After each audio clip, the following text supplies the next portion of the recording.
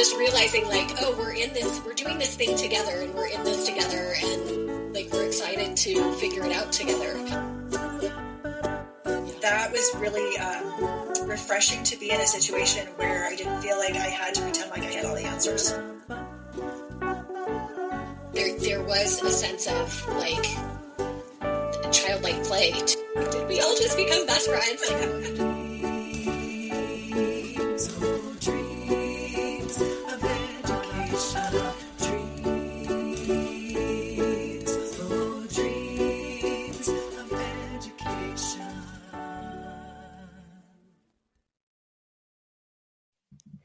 Welcome to another Dreams of Education podcast with me, Kelly Tenkely, and my friend and co-host, Michelle Baldwin.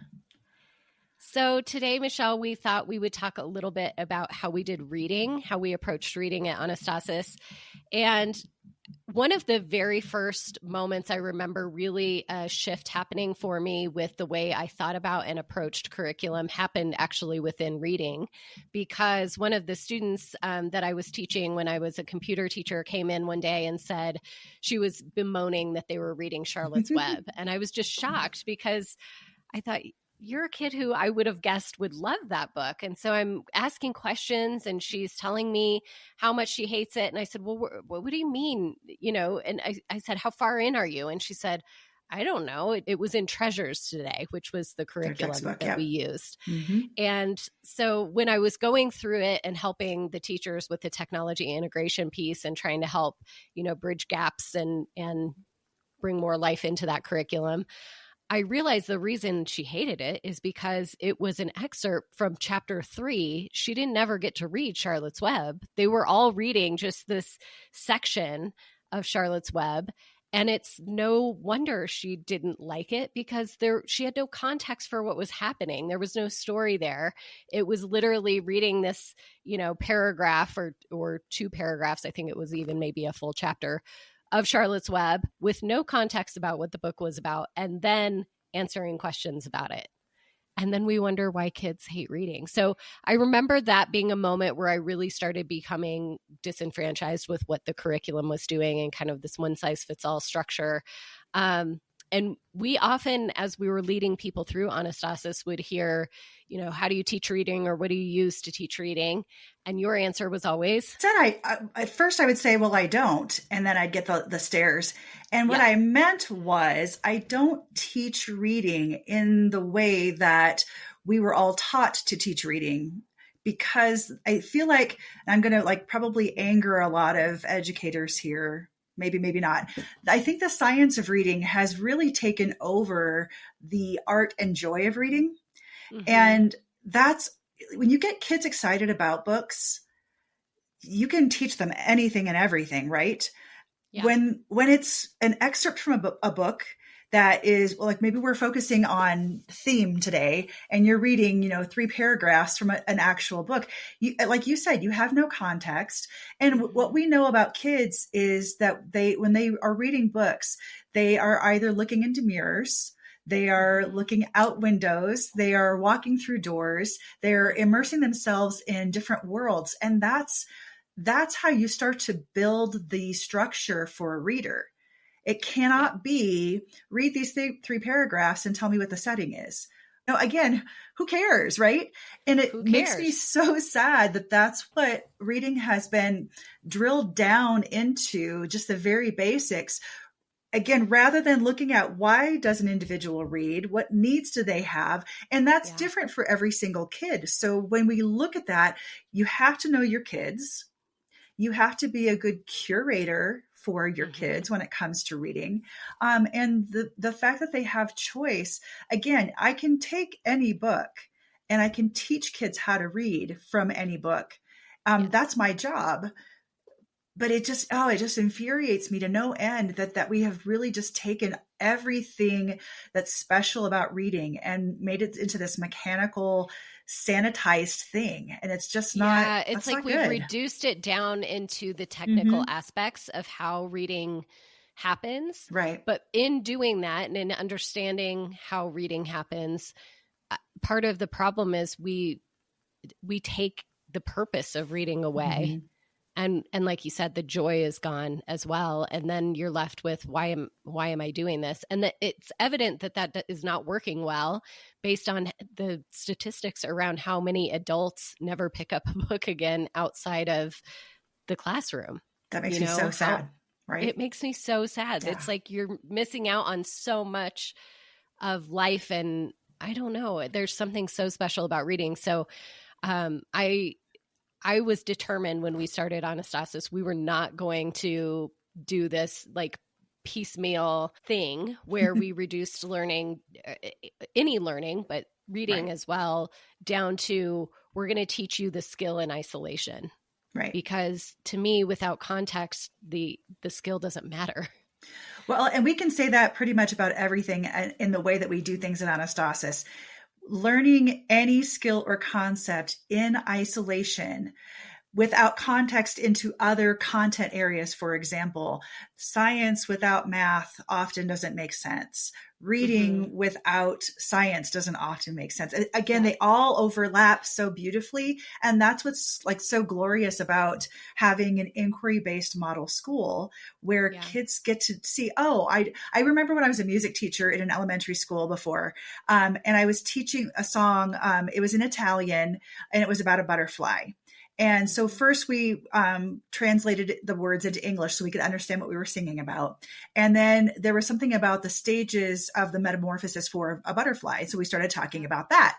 And I remember drawing the life cycle on the board, and kids were like, "Hey, I thought this was music class, not science." And I was like, "Oh, I'm sorry. I just thought it was a learning class." And from then on, the kids always said, "Well, it's not just music, it's a learning class." And I feel like that's what Anastasis is. It's not just, we're going to do reading now and we're going to do math later and then science and then history. It's all kind of this beautiful mixture of how people actually learn. So there is context, there's understanding. And as kids are experiencing things for the first time, they get these nice little building blocks that fit together in multiple areas. And reading is a huge part of that. And reading instruction at Anastasis wasn't kind of relegated to one time of the day. Right. It was like it happened all day long because the nature of inquiry is it's all happening all day long. Right. And so though we might have had set aside times for, group reads or class reads or individual reads, we also were teaching reading all day long. Right.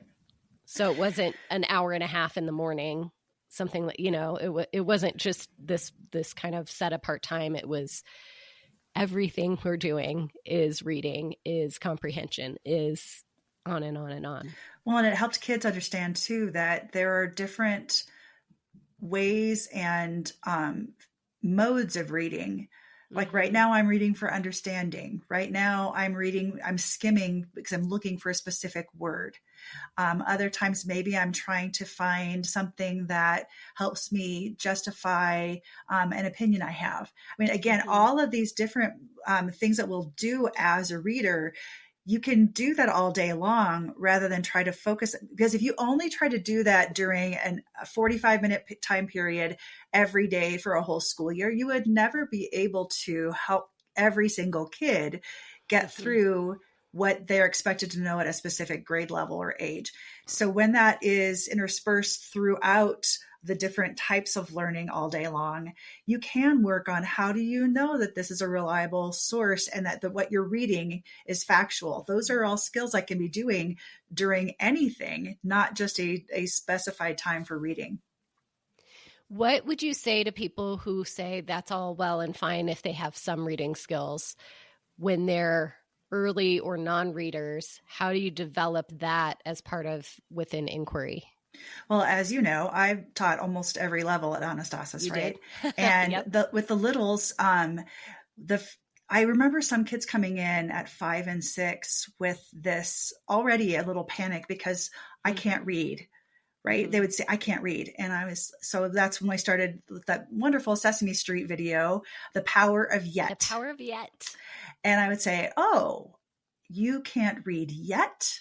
And then I would put a question mark there and I could write that on the board. So first of all, it was addressing each kid's individual needs. and making sure that I had a relationship full of trust, that I'm like, oh, it's okay that you're not reading yet. We're going to learn how to do that. And maybe by the end of the school year, you'll be a better reader than you are right now. So helping them to see that there weren't these set in stone dates by which they needed to be able to read or and take that a something test. was wrong if they didn't. Yeah, exactly.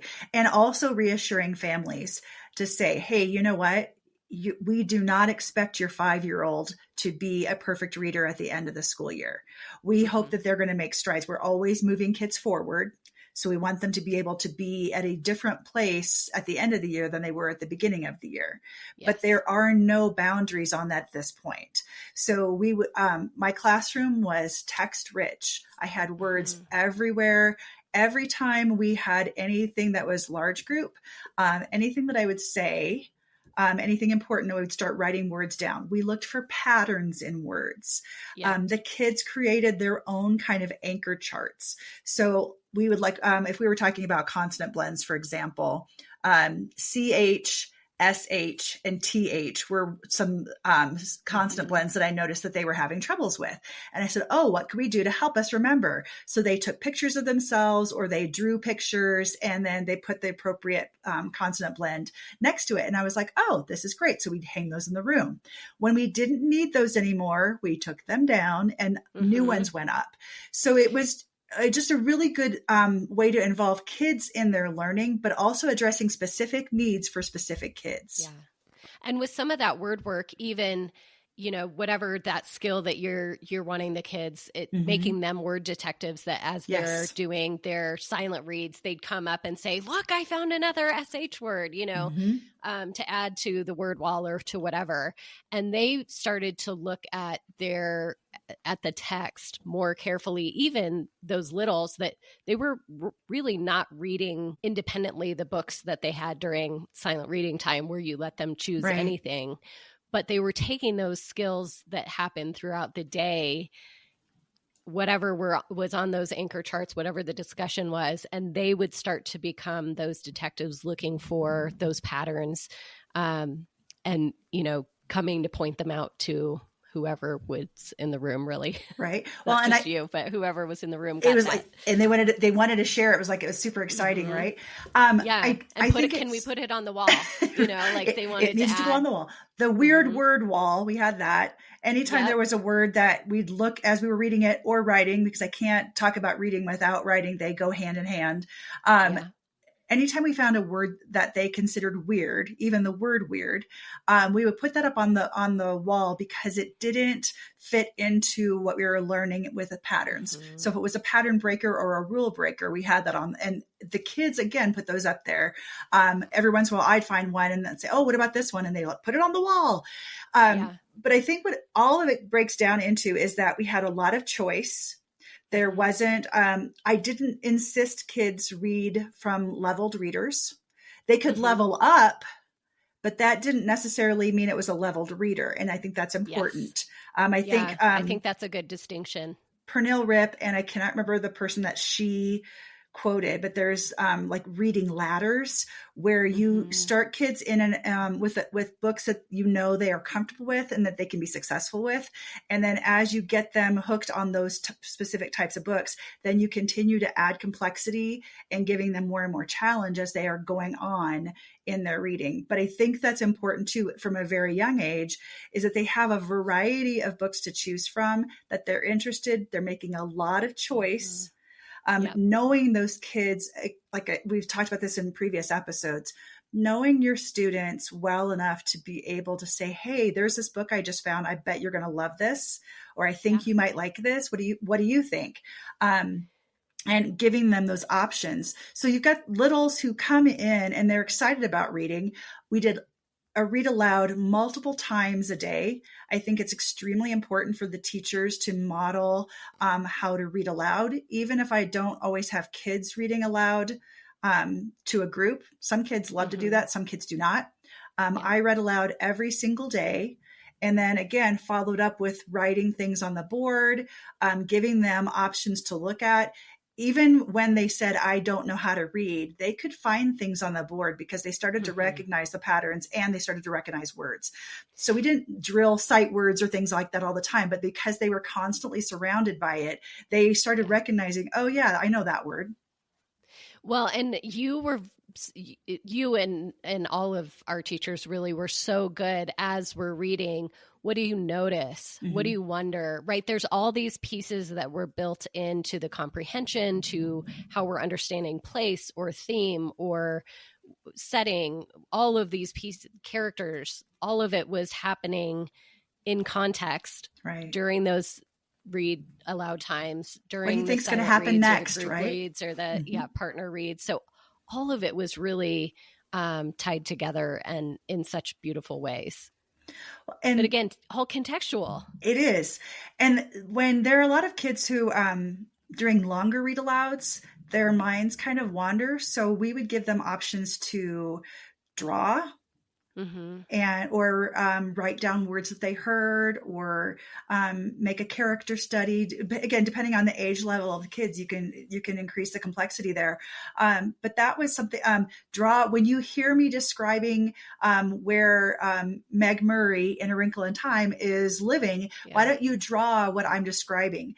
And then kids are starting to think about setting in a different way. They were comparing each other's drawings. So, oh, I didn't see it that way. That's really cool. Yeah. And just to talk about how anything that you read and how your imagination plays into that, into like a picture in your mind, and how can that translate onto paper. It helps me also to see if there were any disconnects. Is there someone missing something that I'm saying aloud? Sometimes I would have them build settings. Either with Legos, or paper. We did one Minecraft year, even. Yep. One year we did Minecraft. Odyssey. The older kids did the Odyssey, and they built it in Minecraft, which was so fun. My littles did that too. They just had some very age appropriate books that would say, okay, go build this in and take me on a tour through this book, but you're going to build it in Minecraft. And one was on chickens on a farm, and one was, I think it was a witch or something. I don't remember all of them now, but it was really fun because, again, I got to see what are they really comprehending about the plot in this little story, and are they able to get some descriptive things in what they're building to show me and explain to me what they understand about the book. And that, again, gave me loads more information about what they understood compared to just, either having a book talk filling with me in the bubble. or a worksheet. Right. Yep.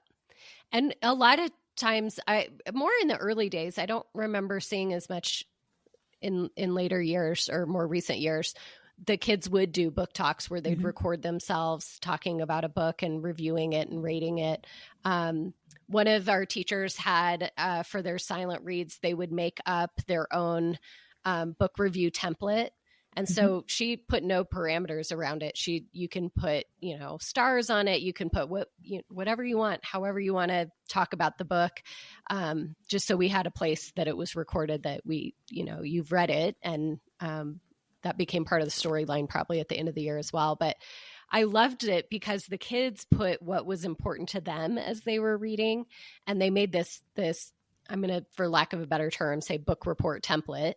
And that's the template they filled out for themselves. And they were so proud when they got to come into the office and make copies of their, I read another book, I need another copy. But they would come back and show me, how they rated it and why they scored it. And they tell me all about it. That process of them owning that whole thing was so wonderful because they were excited to share about what they were reading. We were able to do that with book trailers. Kids would make like a movie trailer, but for a book. Yes. They would design a book cover. They would blog about books that they'd read and then comment on each other's. We partnered with classes from other schools around the world and shared information about what we were reading and what we loved about it. Sometimes we would illustrate a picture book I know I did this with the littles, and we did a Skype, or I'm sure it was Skype at the time, a Skype call with a school in Canada, and they read theirs to us, and then we read ours to them. And it was a really great way to see that, how the kids kind of got involved, and how they re-illustrated the story. It wasn't supposed to be a copy. It was so interesting to see how kids might, because I think every kid had a couple pages or something like that. Yeah. And it was really interesting to see how they were envisioning the scene in their head if it couldn't be what was in the picture book. So it was pretty challenging in that too. But I think back through all of the different ways, and we keep going back to choice and, relationships, and making sure that we're meeting an individual's needs. That it's not that cookie cutter, one size fit all curriculum, because that's not how kids learn to read. And they're all going at different paces, and honoring where those kids are has to take the priority. It has to be the priority over everything else. And I love we even built some socialization, some social constructs around that reading, learning. I'm remembering upstairs several years, we had that graffiti wall in the coffee shop where the kids would just go and they could write quotes from the book, or they could review it on the graffiti wall. And then we had a basket underneath where they'd put the book. So the next kids, could go and pick it out and read. And it created almost this like viral type of feel for reading. And the kids got so excited. Anytime we did silent reading, it didn't matter almost which room you were in. They'd be like, oh, it's over already. Like, can we have more time? Because it was something that they were enjoying. It was things that they talked about with each other. It wasn't just, do the assignment or you're reading for the teacher. It was reading for its own pleasure.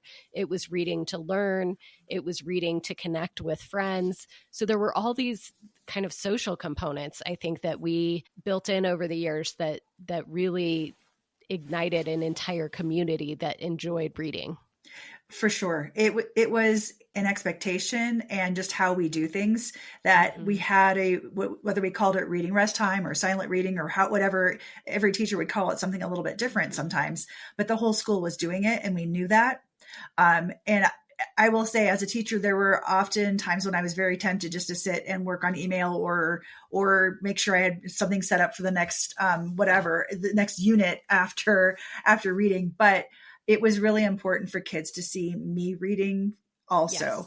And how the times when it was the most successful is when we were all, the entire school, we knew that we were either camping out in a room and giving kids the option of sitting at a desk to read, because that's what some kids like to do, or having a really cozy spot.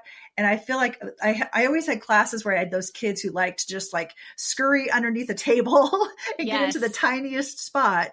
And I feel like that, and so dark sometimes. You're like, how are you reading? But they just wanted to like be kind of cuddled up into this little tiny spot. And that was where they loved to read. So giving kids options to move around and be in a place that is comfortable for them. And then, okay, you're expected to be reading a certain amount of time. And for the younger kids, making sure that they took more than one book, because getting up, 20 times to exchange books got to be very distracting. Could be distracting, right? Yeah. So go get a pile of books, take it to your spot, stay there. And the time that we gave for the littles compared to the older kids sometimes was a little bit shorter. Also, sometimes it combined with, I think your eyes need a rest. That's okay to do too. Yeah. But the other thing I loved, sorry to interrupt you. It's okay. Was the kids knew we didn't have the most amazing library at Anastasis. We developed a library over years. We didn't have amazing classroom libraries, especially to start. We had some, but not the richness that you would hope is in a classroom. Right. But one of the things that we did was, we took the kids to the library a lot. Right. In the early days, before we had hardly any books for inquiry or really anything, we would really use our library, and they have amazing children's section there, and they have amazing children's librarians, and you'd give them a topic and tell them how many nonfiction, how many fiction, how, all the different types. They would go and gather a complete collection of 60 books that you can, bring into your classroom, and suddenly the kids have a whole new selection of books. Right. So I just want people to hear that if you don't have an amazing classroom library, maybe you just don't have that access. Maybe you're a new teacher. Maybe your school doesn't have the funding to have an amazing library. That was one way that we did it, using the public libraries, that I felt like was really successful. And the other thing I loved about that, the kids knew if they came to me and said, I can't find a book I like, I'd start asking them questions, and then we'd go on to Amazon and get one together. So we did everything just in time. And I think that was actually really important, that the kids knew that they could come and say, I'm interested in this, or I just finished this book and there's another in the series. And they knew we would purchase it and add it to our library. Right. And when you aren't buying your own curriculum, that's that you're locked into, and the curriculum is expensive. It's so expensive. I've been on those committees, and it was like jaw dropping. Right? Yeah. When you take that out of the equation, there is more purchase power to buy books that that kids are really interested in, or transport them to a local library. And thank goodness for public libraries. As a kid, to fund them well, because they are so important. As a kid, I spent so much time in the public library, in our public library, and then taking kids. It's like going to the library. Was one of their favorite field trips. They were so excited. They all have their own library cards. Right. And we would get them. So if they didn't have them, we would make sure that they would get their own library cards. In some cases, we would get them different library cards from different counties, because sometimes we'd go to different county libraries. And getting the kids there, most of the libraries would loan teachers in excess of what you're like. If you could check out 10 books as a patron, teachers can check out more than that. So I think 60 is our limit. Something like that. Yeah. The Highlands range. Which is a lot of books. It's a lot of books. And they'll also let you keep them longer. Yes. I could always renew them. Extend out time. Yeah. So that's a resource that any school can use. It's not just, they also have class reads. I can't remember if we said that in a previous episode, but they'll have whole sets that you can have a group read with. Everybody has a book.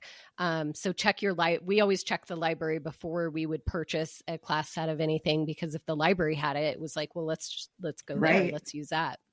And the interlibrary loan, that's one of the things I remember, a kid would be like, wait, the book's not here. I'm like, well, we can ask the librarian to get it from the other library.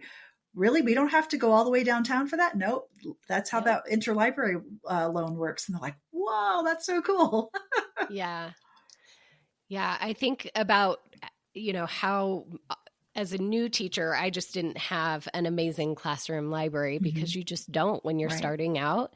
And we certainly didn't. And it's just such a brilliant use if you know that you have that available. Right. And two, like I said, the just-in-time books are brilliant, because you're not purchasing in hopes that kids are going to read something. They're there selecting it with you, excited when it comes. They're like, my book came, like they're all into it. And then everybody else wants to read it because they're talking about this book that Mrs. Tenkely bought, or whoever ordered for them. And I think there was something to that also lent itself to that social nature of how our kids thought about reading. Right. Well, and we use the social thing like by speed booking. So we talked about speed friending in a previous episode. A lot of my classes would do speed booking. So I would just say, okay, let's get a stack of books either from the library or from that we had in the classroom. And everyone's going to grab one, and you're going to read a couple of pages, no more than 2 minutes, 2 or 3 minutes. And then you're going to pass it along to the next person. And it was one of those, am I interested in this when I read the first few pages? Is it something I want to come back to? And it's okay if you say, nah, this one's not for me. Or yes, this one is definitely for me. And they had like a little form that they could check off and say, yes, I want to come back and read this book. And they could remember. Yeah, absolutely. And it gave them this really great, like anticipation of, I get to read this book soon. And a lot of them, wanted to read the same book. And some of them had like, oh, nobody else wants to read this one, but I really do. And so it's really fitting that need of, this one speaks to me personally.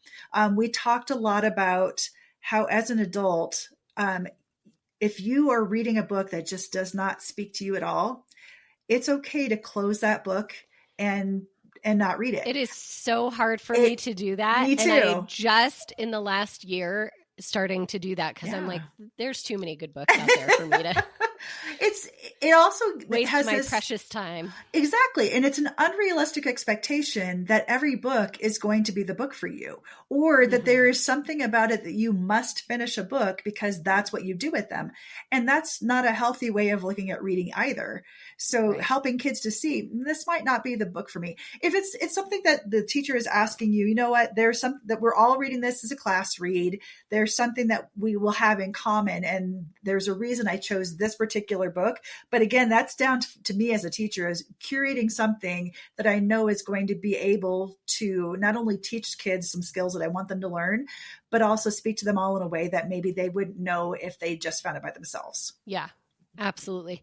I think about how much common language at Anastasis came from the books that we were reading. Yeah. That whatever that class read was, you know, suddenly we had this whole new vocabulary for communicating with each other, and we all had this common reference point. So I think that those class reads are important. I don't know. I see some teachers moving away from class reads, and I'm like, I don't know if that's a good idea. I understand the desire to give kids the ability to choose their own book, but there is something to that shared common language, the shared viewpoint that you can reference back and back and back.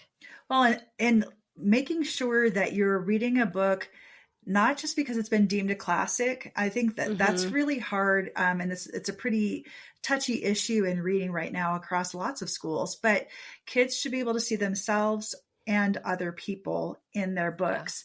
Yeah. And if it's only speaking to a specific demographic of people, then that's not a great book. So often right? It's just the mirror, right? Yeah. It's all mirror and not window. And no windows and no doors. So how do you help kids see that there might be a specific need to read a class read together, but find something that maybe is from a newer author that is a genuinely interesting book.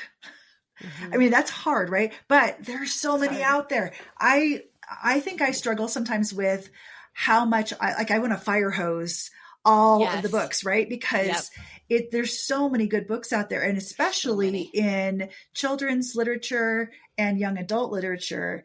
I think that there are a lot of teachers who discount graphic novels. And I think that's a mistake. Because, and picture books, unfortunately, at higher, as soon as you can read a chapter book, it's like, well, now we put away those baby picture books. And those picture books can be so profound. In fact, we read picture books to every single age at Anastasis all the time. All the time. Whether that be in metanoia or in class or whatever, because there's such profound messages in some of those picture books, the way that they can say it with so few words, there's something so beautiful about a picture book that's well done. How it speaks to kids at different ages and experiences also, right? So that, a 5-year-old might be understanding on the surface level what that book means, but the older, and that, it's about, sharing your emotions with each other and counting on your friends, where the older kids are starting to look at that at a much deeper level and going, oh yeah, I guess I do that. I always think back to The Rhino Who Swallowed a Storm, and that's by LeVar Burton. And my class got to preview that book and write a review before it was released to the general public. And so connecting with authors, and let me tell you, listeners. And John Spencer's book. I remember when you read that with your class and how excited the kids were. if you are able to connect with an author, and more of them will do this than you think. If you've never connected with an author before, just reach out, because most of them are like, yes, please. And maybe they can't, be there for a tour, but they'll communicate with your kids via social media or through emails or a phone call. And it's so special when kids get to, wow. I'm like, we were all excited about LeVar Burton, but our kids didn't know who he was. Yeah, we were very excited. Out of our minds. Out of our minds excited. Like bragging to everybody who had listened. But that's something, again, that's introducing a generation of kids to something that's very new to them, but something that's very special to a lot of us, right? They didn't know what Reading Rainbow was. And then there was a Reading Rainbow app. And they're like, oh, okay, now we get it. So just making connections to it's not just a name of a person who wrote up the book on the book, right? This is a living, breathing human being. And let's see what we can learn about the author and why might they have written a book about this specific thing, right? What's the topic that was their passion that got them interested in writing? So now you've got another level of interest that you can build with the kids about who's writing and why. And again, we said earlier that you can't look at reading in isolation, and reading and writing partner so well together. When you start talking about the motive behind writing something that's either a piece of fiction or something that's informational or something that's like technical writing, when you're giving steps of how to do something, now you're also translating and transporting those skills into writing, into reading as well. Well, why do you think the author wrote this book? And just asking all these questions, going back to that inquiry model, it's not me just, here's why this person did this. And I remember reading like the Scarlet Letter in high school. And if you didn't agree in my classroom, if you didn't agree with the teacher of why the certain imagery was being used, it was wrong. Right. That was so detrimental. Yeah. And I was like, but maybe what if I'm looking at it at the symbol here is something else because that's how it applies to me. That's what we're usually, it was such an interesting way of looking at reading and symbolism and imagery. When we bring it back down to our kids, we start asking questions rather than telling them. And when you're reading through a book and how it speaks to those kids, they're bringing part of their own experience into that. And it tells you a whole lot more about who that kid is. It was always so neat to have when the junior high was doing a class read, they would take down different quotes that were meaningful. As they were reading, they'd stop and they'd capture a quote or whatever. And then they do fishbowl discussions or they do a Socratic seminar. It was always so fascinating to hear which quote stood out to them, which part stood out to them and why, and the connections they were making to other learning. And my favorite was there was always another connection to any other learning that was happening, because the nature of inquiry is it all connects. And so you'd hear kids bring in a topic that we had talked about in metanoia, or you would hear them bring in something that we had done in inquiry and oftentimes they didn't seem directly connected. So like we might be studying biodiversity and they're reading something and then they're reading a book and they're suddenly like, oh, the community that they were building was actually healthier with the biodiversity, and it was less healthy when it was all one, everybody was thinking the same way. And you're like, yes, of course. Like it just was so, all those light bulb moments that came with the way that they were reading and the way they were engaging reading, gave it meaning for them, gave it meaning for us. And they're starting to see, oh, it's all interconnected. There's no separation here. It becomes personal, and that's learning is a personal thing. So no matter what you're learning, if you can't connect to that in a personal way, it's something that's going to, again, go surface level and then kind of off that cliff in the back of your head because it's not sticking. And I know that there's been a lot of discussion about making learning sticky. It's not just a memory that I hang on to and retrieve it when it's necessary. When it's really sticky, I'm able to use that fact, that skill, that concept in a way that matters. I can use it, I can apply it, I can start evaluating, and then it's sticking around for me to then transfer on to something else. And again, we talk about building blocks in learning. It has to have that stickiness in order to progress. Yeah. So all of the different activities that we did in reading, like again, we did not invent the wheel here. A lot of the things that we did with our kids, other teachers were doing too. We were fortunate enough to be in a very giving and sharing community of educators who were like, hey, yeah, we're in your network. Use this. Pernell Rip, Angela Stockman, a lot of people, John Spencer. Both. I know, all they're so people, amazing. Right? And the learning that we were doing from, I don't even know if they know the impact they had on what we became. Right. And what we were doing. But it can't be understated. It can't be overstated, rather.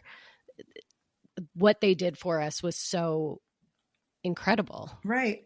I remember Julia Torres came to Five Sigma and she taught us a different way of bringing kids into a conversation based on something that we had read. And I think back to, we even visited her at her school is it called Montebello? Yeah. My brain is not on fire today. Little mashed potatoes. Clearly, I'm having mashed potato brain as well. But just again, being able to learn from other people, and as a teacher, remembering that we don't have to have all the answers, and being able to say, "Oh yeah, that's a great idea. Let's try that," and share it with our kids. We were able to say, my friend, yes, did this. Yes. And we're borrowing this. We had this great idea from a friend of ours. They were hearing us also talk about ourselves as learners quite a bit. And how we modeled that for the kids then trickled down into how they approach things too. So if they saw me reading, then that was like, oh, Mrs. Baldwin is a reader. And then I would talk about myself as a reader and we could share. There were a lot of times when you could do like a little mini biography, or we talked about during Detox Week, doing some things like all about me and what do the kids want to share. And a lot of them would bring in books or they would write about books to talk about this has been my favorite book since I was really little. One year I just had kids design book covers to show what's your favorite picture book or any book. And we're going to put that up on our wall or on our hallway so that we can see that people know we're a community of readers here, and just making it something that we valued and cherished. I mean, that those are two different things, right? We value, we know that this is something that's important, but we also cherish the time to be considered a reader, and helping kids develop that as an attitude and a habit. We asked parents, please read to your kids at home, even if they're already reading. Yes, we did not give homework at Anastasis, but one thing we did say to parents all the time is please read to your kids every single day. One of them would have this really nice little ritual at night before bedtime that they would go and they'd either read as a family or, again, I know that that's a pretty big privilege there to have, time in your home to read. For others, to books. It might have been a big brother or sister, or one of the parents would go and read with the kids and they would take turns reading pages or, and having conversations about the books that they were reading at home. And this is not to say if you're not doing that with your kids, you're a bad parent, because I get it. Time is precious when you're a parent, and there are a lot of things that have to happen at the end of the day. But it is very apparent which kids are read to and which kids are not. And yes, I am not going to be one who blames a parent for anything, but the difference in kids who are read to versus the kids who are not, it's pretty significant. So if it's not an option for you, as a parent, there are a lot of ways that you can bring that into your home, whether it's through a device where someone is reading. I know like Mrs. P. Yes, her story they time. love Mrs. P. So there are a lot of people who do these things through YouTube or on their own websites that you can find. You can get the same book that they're reading aloud, and then they will read with your kids if that's not something you're able to do. Yeah. We can find ways around the issues, right? But we absolutely have to have kids being read to every single day. Yeah. And we valued that at school. We did that. Right. But it was pretty apparent when you have kids being read to daily, there's just the vocabulary is richer. All of it is pretty transformative when that can happen. Well, and that's not just in their skills as a reader or their skills as a writer. It's their verbal skills, their receptive and expressive communication. That's a pretty huge thing. And I feel for families that really struggle with that. You can take the kids to a public library and they have story time with kids, especially with toddlers. There were sometimes when we couldn't go to the library for a field trip because they had a really big event. Doing story time. Exactly. So there are ways to work around that if that's not an option for you. But that's where you can ask your teachers, hey, this is something we struggle with. How can we get some help with this? Yeah. When I was a teacher way back when I was teaching second grade, we had iPad Nanos. No, that is wrong. We had iPod Nanos. And I would record myself reading and send those home with the kids and the book who didn't have that access at home. And it worked well. We just got a grant and they were fairly inexpensive. You can also do augmented reality, not AI, where you can put little stickers in a book at home and the kids can use a device that is like a recording of you reading that page to them or asking questions or talking about what was on that page too. One of my friends who did like she taught all day and then she also worked at night doing a lot of presentations and things for other teachers. And that was one of the ways that she was able to involve herself in reading with her kids, was using some kind of augmented reality and an app that helped the kids hear her voice, having a conversation with them too. So there's lots of ways to use technology if you're not sure how to do that. Yeah. I also loved, we early days used rewordify.com a lot, which was when we had a lot of the articles that we would find for an inquiry block might reading level wise be so complex that it wasn't right for the kids in our classrooms.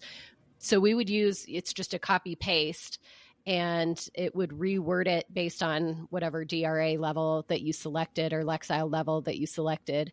And it was a really nice way to get everybody reading the same thing, but at a level that they were prepared to understand it at, so that they could have discussions around those articles or the pieces that they were interacting with. There are other websites too, if you're talking about like nonfiction, like Newsella and others that will do the same thing, so that if you're doing something that's like, they're just so dang expensive. I know. That is true. There are a couple that you get a level for free, and then others that are behind a paywall, which is unfortunate. But when you have, like if you're trying to work on current events and you do want kids reading about the same event, that's a really great tool to have. And especially if it's that they have a one-to-one device, then we aren't worried about who knows who's reading what level, right? Exactly. Yeah. And our kids, I don't know that they would have known who was reading it. I mean, we never talked about levels, right? Or where they were at, or I don't know that they would have known. They obviously, if somebody was constantly volunteering to read out loud, they would say, oh, they're a really good reader.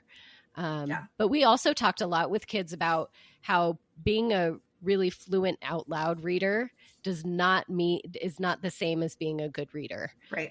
You can be a phenomenal reader and struggle with oral reading. Right. So we would talk a lot about, just because you can read well out loud does not necessarily mean that somebody else who struggles with that's a skill I struggle with, doesn't mean that they're not a good reader. Those are different skills. And so we explicitly talk to kids about those different skills involved in reading. One of the things I hated when I was a student myself, hated is a strong word. I probably was thrilled at the time because I was in the high reading group, but I was very fluent out loud in my reading. And so my running records looked amazing, and I, had no miscues or whatever because I was very good at reading out loud. But I was so focused on the words that I was reading, I could not have told you anything about the reading. Mm-hmm. I couldn't have told you one, you ask any comprehension question and I have nothing.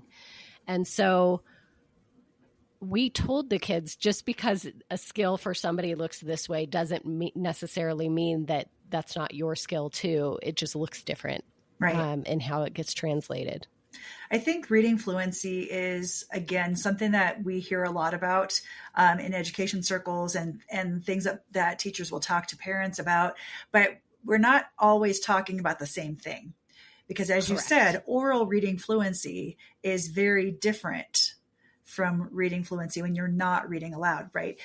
When you're reading to yourself, are you able to read at a pace that makes sense for you, that keeps you fluent in, I can read this sentence and I can go to the next line and the next line and the next line without getting interrupted. And I know what I've read and I understand what I've read. That is also, that's reading fluency. But as you said, and I think we've talked about this before, there are several memes out there that talk about the anxiety of reading aloud in class. And when they do like a choral reading example, you're not listening to who's reading. You are counting how many people are next before you, so you can figure out which paragraph it is you're going to read. Which sentence or paragraph, yeah. And then you're going to practice it, right? So you've completely... Yep. Choral reading does not help kids. If you're doing it as we're going to do a classroom play and we're going to read it chorally, or it's kind of like a table read that you do for a script, that if you're doing a play, things like that. That's one thing. But if you're doing popcorn reading or choral reading in a classroom to help assess kids, that's not doing anything that you want it to do. And I highly discourage that because it mostly puts kids into huge levels of anxiety if they don't consider themselves good oral readers. Yeah. We didn't put that pressure on kids. We always told them, if you want to read, let me know. Right. And we would let them read, out loud with us. And it gave kids confidence to know that we weren't going to randomly call on them when they were not prepared to do that it got to be their choice and they got to kind of drive when and where that would happen. And one of the things that I loved the most about how we did assessment at Anastasis is we had different levels, and it was part of our vernacular. This was common language, right? If I'm a novice, it's not because I'm stupid. It's because I don't have experience yet, or I haven't gained the skills yet, but I'll get there. If I'm a change maker, this is something I've had a lot of experience with, a lot of practice. It's not, you don't start on change maker because you're just a brilliant kid. It's something this is something I've done before. So being able to share that kind of language with children and say, it's okay that you're not at the same level as the kid next to you. This person has more experience and more practice. So we're going to take you from where you are, and we're going to help you if you're just beginning. If you don't know how to read yet, here's the ways we're going to practice. Exactly. Yeah. So it's kids will still compare themselves because that's just the nature of human beings, and they will still kind of wear that kind of with some shame. And I hate that that's what our society has done. If you're 8 years old and you are still struggling to read, people think that there's something wrong with you or that you're not smart or whatever. And helping kids to really step into, I'm just a novice and I'm getting there. I'm going to keep practicing. Yeah. And the more I practice, the better I'm going to get. It isn't something that you're just, inherently born with. And I think we've done in school, because we rewarded kids who come to school already having skills and knowledge, that we've rewarded them with really good grades. So it seems like they're smart rather, and I don't like the word smart, to be honest with you, but it seems like they're smarter than everybody else, not because they actually are, but because what they came already having. Yes. And I had parents who read to me all the time. Same. And that was lovely. I went to school having a lot of knowledge that came with me just by nature of where I grew up. I will say that because I was an excellent oral reader, I got put in the high reading group in second grade, which I was very proud. And I knew that I was in the high reading group, and I was happy to tell anyone. But my comprehension was zero because I was still using pictures and other cues to understand what I was reading. And so when I got put in this high reading group in second grade, I've told this story, but we're reading Ralph S. Mouse, and I have no idea why we're reading a mouse, about a mouse and a motorcycle and what in the world is happening. I had no context, but I knew how to play the game because I knew if I volunteered to read out loud, the teacher wasn't going to ask my opinion about what was happening in the story. Right. Because that would go to somebody else. Right. And then if I listened to everybody else's answers, I could kind of piece together what was happening. I had no business being in that group, but it would have been shameful at that point to say, I don't really know what's happening, or I shouldn't be in this group, or this is too hard. So I just faked it. Well, and again, you're talking about something that has been a practice that maybe isn't a great practice when you are always grouping kids by ability and reading. Mm-hmm. Then you're only ever with that group. And I love that we mixed up our groups a lot and had kids read to each other. Even between classes. Right. We did that. Book buddies. At least once a month. Yeah. Well, I think it also goes down to there are some cognitive things that we could talk about when kids are learning to read. Visual processing is one. Mm-hmm. That is something that has always been a strength for me, even when I was very, very young. And I had a really good short-term and long-term memory. So reading for me was a piece of cake, and I was fast. I could finish a book very, very quickly compared to some of the other kids my age. Mm-hmm. That, again, doesn't mean that I'm off the charts, brilliant. It's a different thing that's happening inside my brain. So should I be rewarded for something that I already came to school with, and by contrast, somebody, oh, well, you're not reading as quickly as she is, so therefore you're in a lower group. What that does to kids' sense of self and shame they label themselves even if you don't. Right. Yeah. Right. It also creates that elitism a little bit, right? If you're constantly told, well, you're in the high group, it changes the way you feel about yourself as a learner. Mm-hmm. And I feel like that's something that we've done to kids in every area, not just reading. But if you want to talk about a lifelong skill, that's something that they absolutely have to be able to do. And I'm in serendipity and I'm in treasures and I'm in this. It's all of these weird little labels. The kids know, even if you give different names or colors or animals or whatever the curriculum companies do, the kids know. Yeah. So don't do that. It's not a good practice. You can help kids mix up in different ability groups or similar ability groups, but it doesn't have to stay the same. You can still challenge the kids who need to be challenged to go a little bit further, and you could, while still supporting those kids who are at that novice level. That's where my skill as a teacher has to be about the kids. Mm-hmm. And making sure I know their needs, and I'm not just saying, okay, well, it's really easy to divide your kids up into 3 groups. High, middle, and low, and keep them there for the whole year, because now my job as their teacher is just to grade what they do rather than how do I help them? Again, who's central there, right? Exactly. We have to ask ourselves who's central in these practices that we are pulling together. Right. And how does that help kids grow? And again, what we look at as maybe a high level reader, maybe they're masking something that we're not seeing if we only put them in the same groups. If I'm constantly moving around my kids, I'm having them read to me, I'm having them read to others, we're talking about reading, I start to see things that, you are able to read very fluently and very quickly. Your comprehension, if it's something that is like, reading fantasy is always a really good clue here.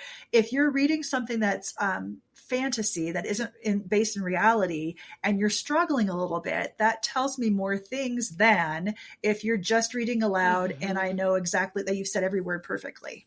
There's so much to it. And I hate that as a society we keep trying to get kids reading younger and younger and younger as if it's this badge, and developmentally their brains are not ready to do that yet. Right. And so one of the things we tell parents all the time is we're going to meet your kids where they are developmentally. And just because they're in a spot developmentally does not mean that's the spot everyone else is going to be in, and that's okay. I think it's important to think about that, and also the results of what happens when you push a kid too hard too soon.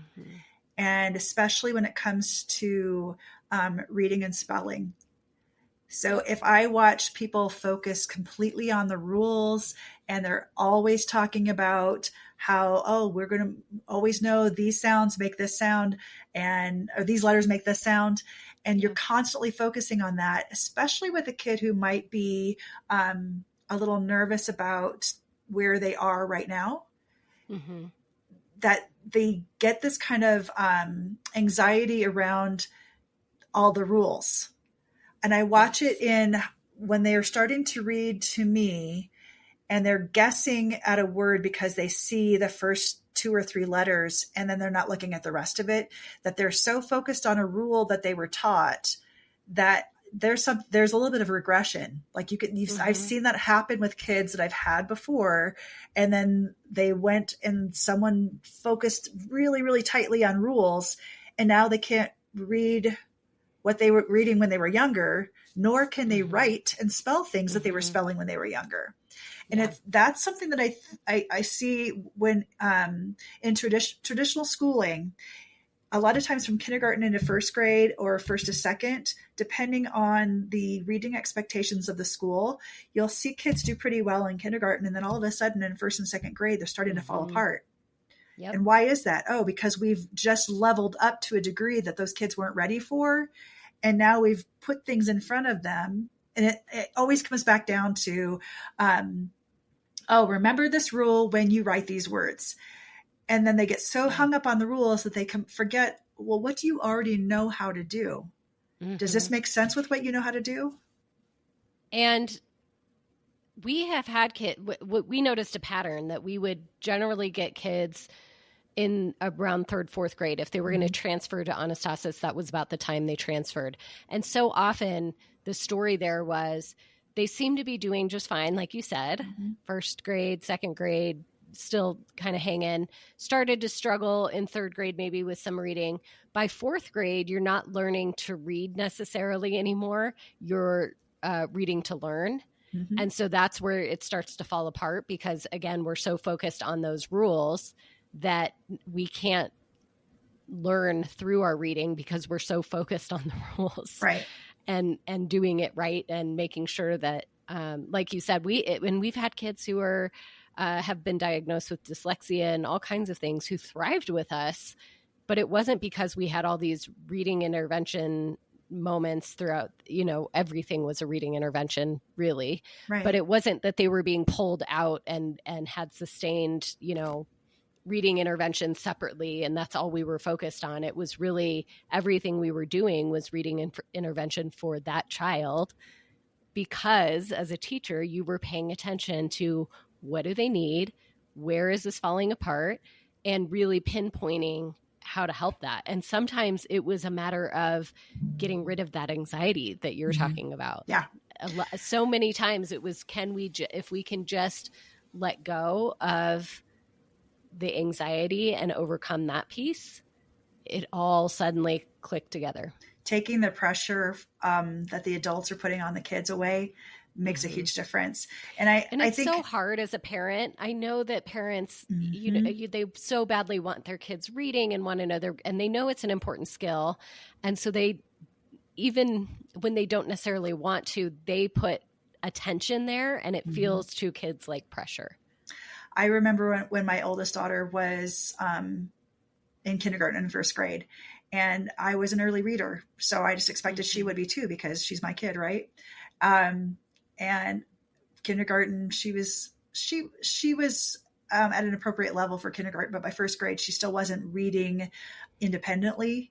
And I was so panicked. And I remember her sweet teacher, Mary Reddles, Mrs. Reddles, said, you know what? Don't worry about it. She's got this. And I was like, but what should I be doing? And I was like, again, young mom and really like panicky. And she said, teacher. And she's like, well, what are you doing at home? I said, well, we read.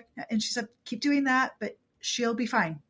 You don't need to worry about her. And of course she was. And then she ended up, majoring in English. So it's so funny that you like all of these things that are kind of panic attacks on the parent side, which again, I understand. Parents are always going to be worried that there's something wrong or that they've done something wrong. And I'm like, they've got this. It's okay. And the less pressure you put on those kids, the better. I think I want to talk a little bit about reading interventions because we do see a lot of situations in traditional model schools where kids are pulled out from other things to do reading intervention. And so now you're telling them, same. Oh, I don't think it's right. I mean, I know schools are doing this, and in some cases, those kids might need extra help. Or they absolutely do. I get it. But can you then look at how you're deprioritizing whatever it is that they're getting pulled from? So are you saying that art or music or PE or recess or whatever other thing the kids are doing, now some kids don't get to do that, and you've created a hierarchy that is unhealthy? And again, I understand that some kids do need extra help. But maybe if we took the pressure of they have to have this done by this grade level off of them, then maybe they don't need the extra help. They just need more individual attention.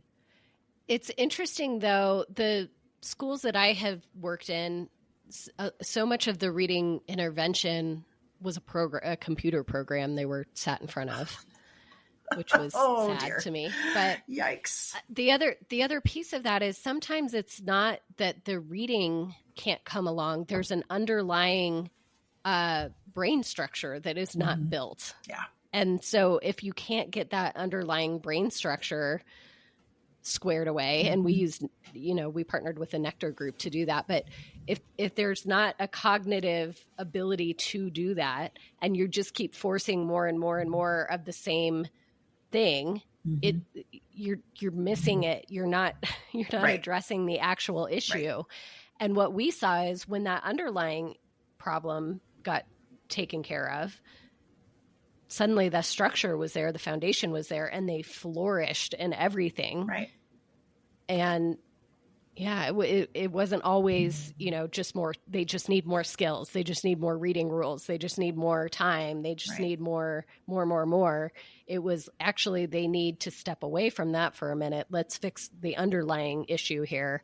And then whether it's a processing speed issue or long short-term memory issue or visual processing, like whatever that piece was that was inhibiting them from being a reader or anything else that was going on in school, sending your kid to Sylvan and Kumon and all these other places, tutoring places and extra was not what they needed. And a lot of those reading intervention computer programs, the ones I've seen, don't acknowledge that something like that may be the reason why they're not reading well or comprehending or whatever it might be. So pretty much everything that we'd said before, talking about kids with inexperience and they just need more practice, that is under the assumption that there hasn't been some kind of traumatic event in the brain.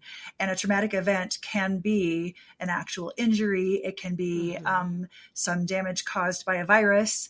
It can be trauma in that dang virus.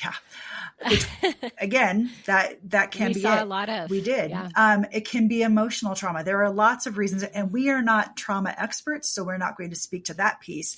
But what we do know and what we've experienced is watching kids who one day knew all the words and the next day acted like I've never seen that word before. I've never seen it before. And like, no, you read that word out loud yesterday and you wrote about it in your journal.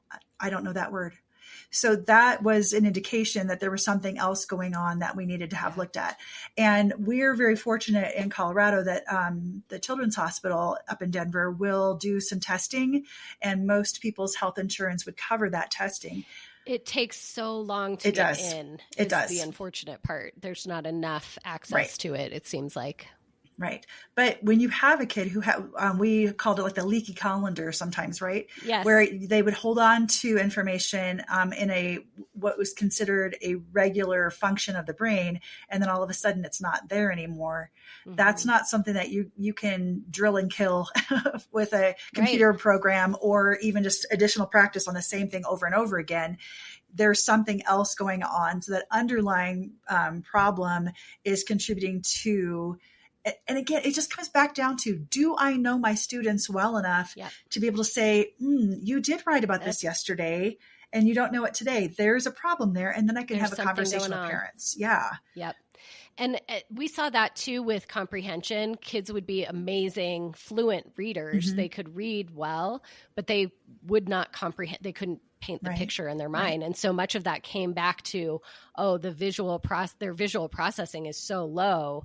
Mm-hmm. that we need to work on that first before we can have an expectation of comprehension. Right. Or logic and reasoning with older students, when you start to read and talk about thematic issues in a story, or looking to see how does this translate into meaning for us if we're reading something that was had a moral at the end of the story. And they couldn't connect it to anything. Again, that's when you know that there's an underlying problem. Let's talk about some of the resources or tools that we used that we would go back to over the years that we just loved. The one that came to mind immediately for me is the book Reading, Writing, and Rising Up. And it's just so beautiful the way it matched kind of what we were doing with around social justice and work with nonprofits, and gave kids a bigger window. Mm-hmm. That was for older students that we used that one, and a lot of the exercises, but there was so much flexibility there that they fit right into the inquiry blocks. They weren't prescriptive kind of lessons or. I liked that we could use, I'm not going to remember all the books right now because they're not in front of me. Right. There were some that would give you just, here's a way of tackling learning about theme in 20 different ways, right? And then you could also help kids meet their needs in different ways, because it wasn't just one prescriptive, here's the way you should do it, right? I want you guys to talk about the theme of this story, and you can do this in form of dance, or you can write a song, or you can make a short film, or, I mean, what else do you think you could do to create a project around this? So it wasn't just, write a report or have an oral report to the class. They had lots of different ways to think about it. And I remember some of the kids who told the theme of a story through dance. And I was like, this will be interesting to see how they do it. Or when the kids would create projects that were multimedia. So maybe there was a dance component, but also an art component and a song, and they all worked together on the same thematic unit. And what they ended up creating was really cool as they compiled it all together. Again, I couldn't even tell you who helped us with that idea. Do you Amy remember? Burvall and Dan Ryder, their book Intention, Rigorous Whimsy, gave us so many of those kind of ideas where it's let's think about this from different angles and from different viewpoints, and it's so creative. The ideas in that book I love, and they're endlessly remixable. It doesn't matter what you're teaching or how you're teaching it. It fits into every inquiry block. It fits into every topic. So those were always good ones. And then I was thinking about Jennifer Serrano's books, the reading strategies and writing strategies. Same thing. They're not curriculum that's prescriptive. It's very open-ended. You can say, this is what we're working on, and go to it. And it immediately gives you, 10 ways that you can enter that within any context with kids. Right. And I know I use those quite a bit. I'm like a curator when it comes to, I said that word numerous times tonight, but when it comes to finding ideas for kids and teaching in new and different ways, or something that might appeal to a different set of kids, I'm just grateful that I have a network of other educators to go to. So it's the best thing. And I could borrow from this person and mix it with my own ideas, or talk with the teacher to say, hey, I'm really struggling with this. It could have been a teacher in our building, or it could have been someone in another country, who knows? And it just brilliant the way it sparks something Right. in you that you're like, oh, we're working on this and that could work Right. here. But there are a lot of teachers who also don't like that, especially if you're younger and less experienced. I shouldn't say especially if you're younger, because that's not always true. If you don't feel confident to kind of go with the flow, if you'd like to have a little bit more structure, there are so many people out there willing to share and for free. I'm not a huge teacher pay teachers fan, because I feel like there's a lot of Low level. Yeah. Thank you. I was looking for a good diplomatic term there. It's not bad. It's just, again, very low level. Maybe you look through it for ideas. It didn't fit what we were doing No. at Anastasis. No. It was often too a lot of cute worksheets. cutie. Yeah. Cute. Right. And not high enough thinking that we were kind of trying Yes. to do with our kids. Yeah. And that's what I will definitely say about reading, and is that there are so many resources available. If you find yourself resorting to what is essentially a worksheet, even if it's something on an iPad or a computer, it's still essentially a worksheet. You can go deeper than that. There are lots of different ways that you can get your kids interested in creating a project. Give them the reins and let them go for it. Tell me what you would do to explain to me the plot of this book. How would you do that in an interesting way? Let them figure it out. Yeah. Are they harder to grade? Sure. I mean, good thing we didn't grade the way everybody else did. But if there's something specific that you're looking for, it doesn't have to all look the same from every single kid. And again, you really start to see some kids just shine when they have options for a project with little to no constraint. Other kids need more guidelines. So that's where you can have some exemplars and say, okay, here's something that you could do for a book trailer. Here's what you could do if you wanted to. Exactly. Or go for it and you tell me what you'd like to do. Giving kids options and choice in how they read, what they read, and how they share what they've read. They'll always surprise you, because they will always go like you. I always got better results when I had less control of what I wanted them to do. And they always surprised me with what they came back with. Are some kids going to do the bare minimum? Sure. That's okay. Absolutely. Yep. If that's the minimum you've given them, sure. Mm-hmm. I will also say, I was remembering Deb used them a lot. I had put together ideas based on around their multiple intelligence strengths of projects, kind of based on the multiple intelligence strength. So when they came and they were just at a loss of what to do, they just didn't know what was even possible yet. Right.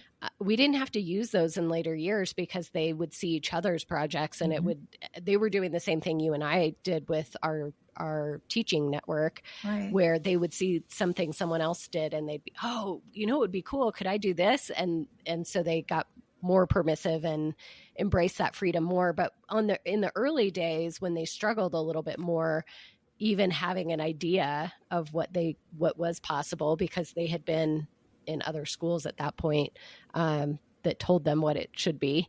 Right. And so a lot of them just didn't even have the concept of what they could do. And so we gave them kind of, well, look at what your multiple intelligence strength is, see if something under there looks interesting to you, and it would at least spark something. We always kind of laughed at like projects that are old standbys, like a diorama, for example. Well, building the setting of a book in Minecraft is like a virtual diorama, but there were some parameters that I gave to the kids that they had to make sure they included, so I knew they understood what they read, etc. Same thing with book trailers, and any kind of, we want to role play. We want to pretend that we're these characters. Or I want to write a chapter about this book that might be the next, like the book ended, but here's the sequel. And I'm just going to start the sequel. So again, you're still getting the creativity component in there and something that might spark the interest for the kids. But I'm also knowing, okay, they really understood what happened, because that's where they took it. There are endless options, right? Your imagination is your limit. So help kids be able to do that. And when it comes down to assessing, we had levels of assessment to say, okay, well, maybe you were just a beginner and this is what you can do right now. And that's great. Maybe you're at this point where you know this book so well inside and out, you could teach it. Mm-hmm. How would you do that? So you have different levels of assessment as well. And what are you expecting? What's the expectation for each of the kids? How are they meeting the standards that you're assessing them on? And then where are they going to go with that? Because I know for a fact when parents would come in to see different projects that the kids did, they were always impressed with their kid. Blown away. Yeah. They'd come in like, wow, I didn't How much of this did you do? And we're like, this wasn't right. us. Yeah. Right. And if a kid, sometimes phones it in, there's still something to show. And maybe we don't know what that kid's going through right now. So what am I actually trying to assess? And what am I trying to get from that student to show me that they know what they're doing, that they are able to do and explain, and then leave it at that. That's okay. Not everything has to be this knock your socks off project.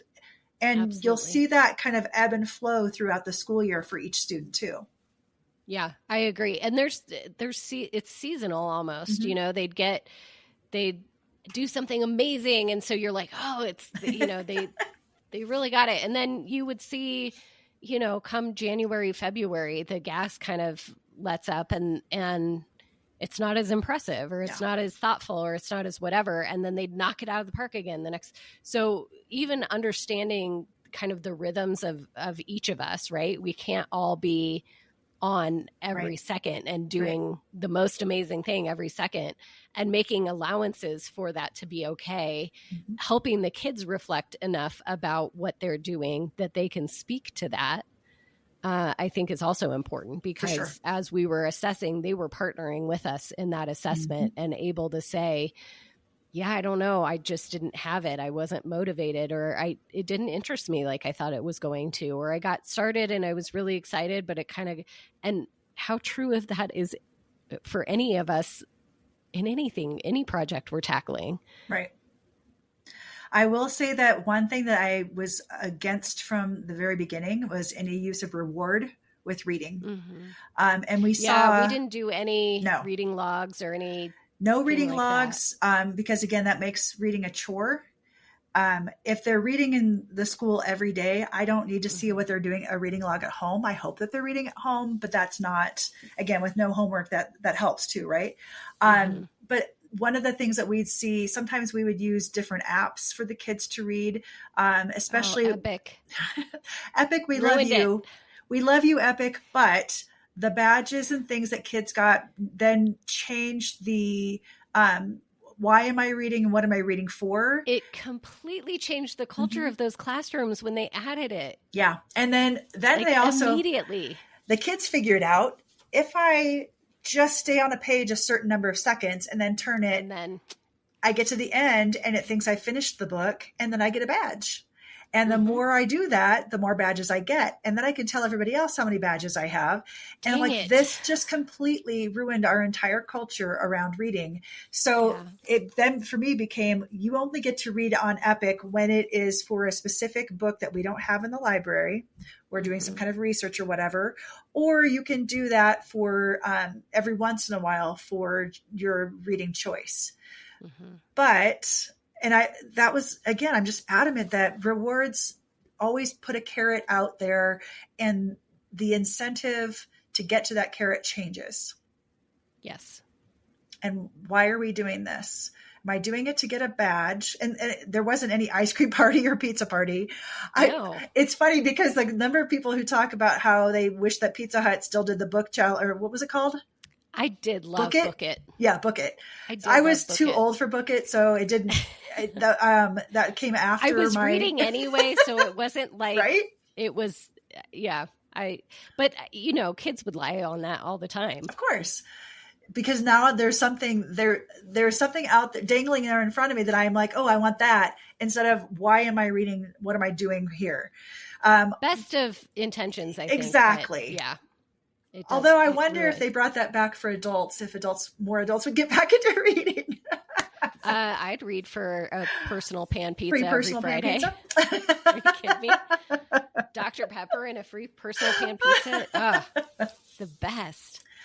But to be serious again, it does change how kids view learning to read and learning about reading when a reward is put in there. And I know that sometimes it's like the number of books or the number of pages that you've read, and how that becomes like this status symbol. Sister and I are probably pretty good examples because I was a very, very fast reader, still am. And she is a very slow, methodical reader. And she became an English teacher. She's still a slow reader. Reading fast does not necessarily mean that you're a better reader. Yep. It goes back down to visual processing, which isn't always, if your processing speed is, there's nothing that's inhibiting you from doing the things that you need to do, you're fine. That's not necessarily an issue we need to address, but people have different processing speeds, and to compare that and say, well, you're not as good of a reader as this person is just because they're faster. It's the same thing with math. It's the same thing with anything. Right. So I looked at those when we would go to we did have summer reading challenges at our library when we were growing up, and I would win all the time because I could read a lot of books really quickly. And she kind of just gave up. She was like, well, I'm never going to beat her. So why should I even bother? And again, those rewards change your outlook on why am I doing the thing? It gives it has a totally different purpose. Right. I wouldn't have believed how big of a difference that made until I watched it transform our community in a direction we didn't want to go. Right. When Epic changed and added that, it was like a switch was flipped. I talked offline about Joe Bauer, the late Joe Bauer, and he wrote so much about the damage that rewards does in school, that rewards do in school, and around learning. And just he transformed my thinking a lot around that subject. Same. Yeah, absolutely.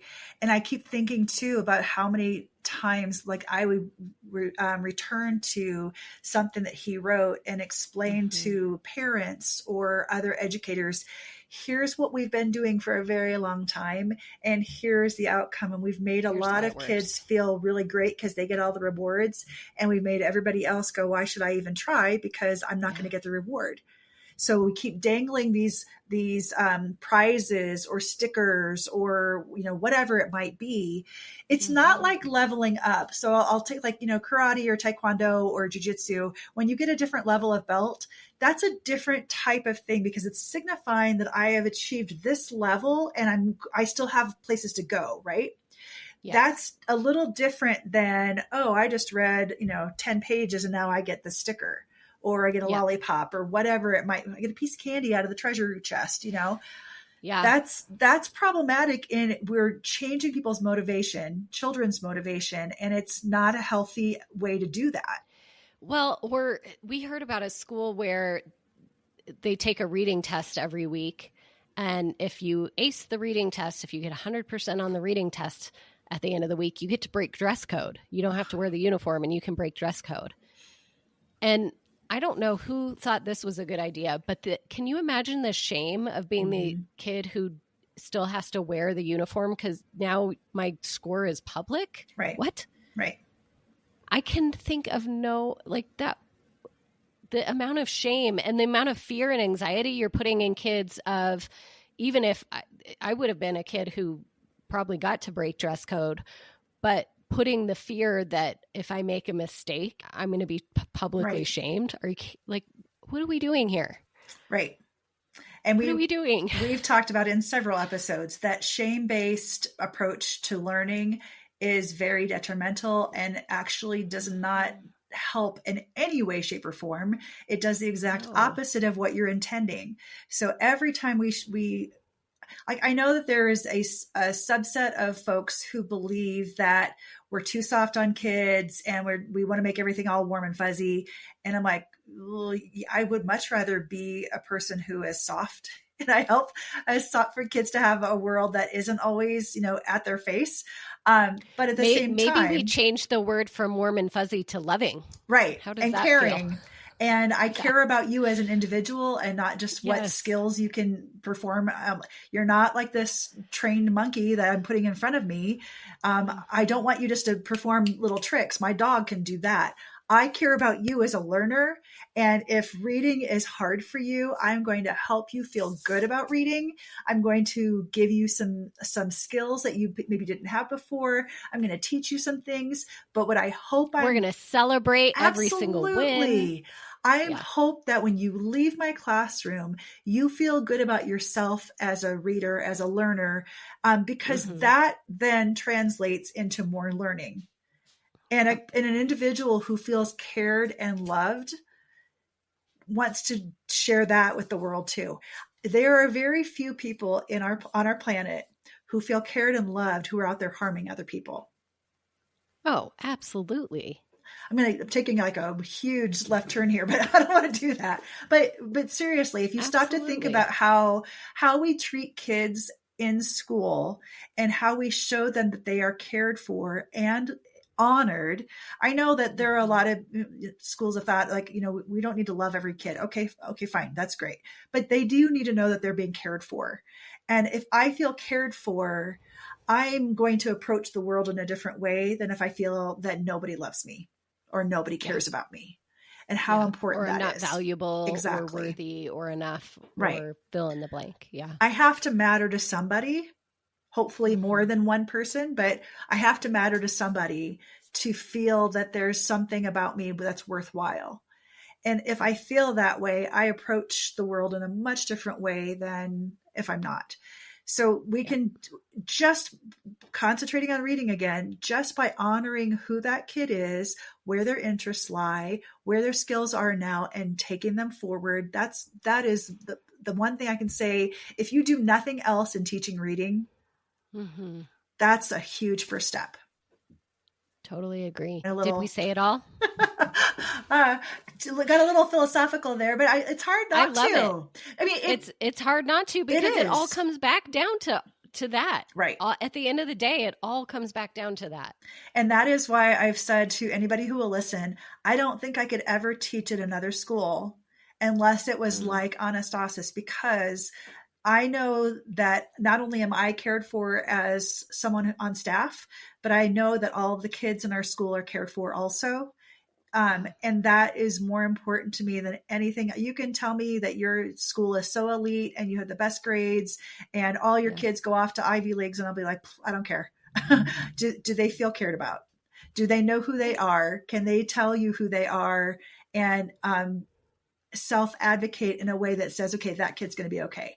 If if they can do that, then I'm all in. But otherwise, the rest of it's, I'm not in for that. And of course we want everything for all of the kids. Of course. We want them to be the best they can be. We want them to have every advantage. All of that is also true.